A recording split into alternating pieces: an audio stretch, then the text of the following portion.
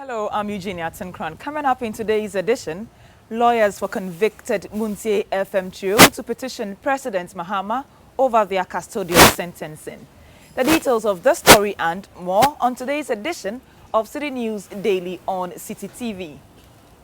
Now let's take you to the Supreme Court. It has ordered government to release the agreement under which two GITMO detainees have been brought into the country as guests of the state. The court says the agreement said to be between the government of Ghana and its United States counterpart should be released to lawyers litigating the case before the Supreme Court. The Attorney General had argued against the release of the agreement, saying that it is a confidential arrangement between the two governments. The AG also argued that full disclosure of the details of the agreement in public or in open court would violate sections of the State Secrets Act 1962.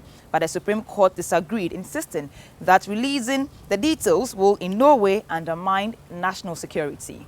Now let's bring you our lead story. Lawyers for the convicted Moon CFM trio say they will petition President Mahama over their custodial sentencing. All three, Alester Nelson, Godwin Akogun and Salifo Masi, are to serve the next 4 months in jail for publicly threatening to kill justices of the Superior Court. The sentence is slammed by critics as harsh, were imposed after the three men had earlier pleaded guilty to charges of contempt against them.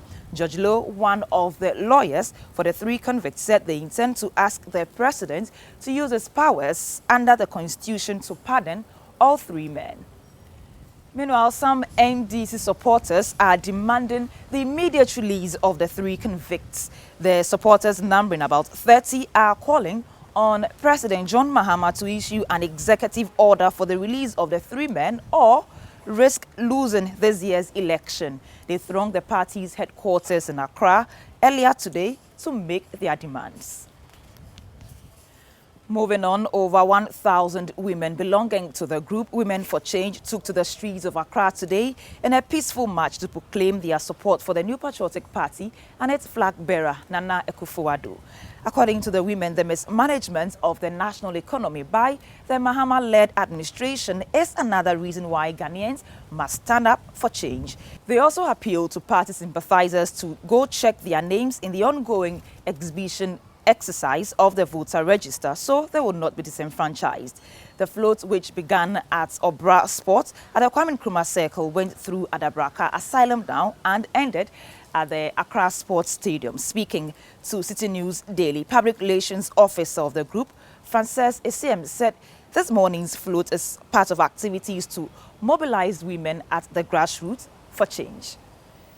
And in our final story, we take you up north, where the coalition of civil society organizations in the Savannah Accelerated Development Authority SADA zone has threatened to take legal action against government.